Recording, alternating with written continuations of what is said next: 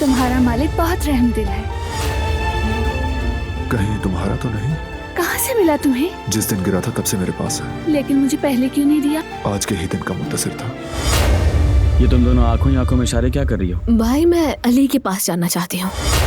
तुम ठीक हो ना? मैं सिर्फ अपने काम पर ध्यान दूंगी। मुझे पूल के पास बैठकर अपनी कॉफी पीना याद आ रहा है। एंजॉय करें। ऐसे बन सवर के घूम रही है जैसे इसकी मंगनी हो रही हो। जो उसे चाहिए था वो ले लिया। ये लो। अब हम क्या करेंगे बेटी? इतनी बातें हो जाने के बाद हमारा अब यहाँ रुकना मुनासिब नहीं। ये तुम्हारे लिए। अगर मैं तुम्हारे साथ न हुई तो अपनी सब बातें इसमें लिखना। दुआ करती हूँ अल्लाह आप दोनों को हमेशा साथ रखे। ये भी आप अपनी नई मंगेतर को दे सकते हैं।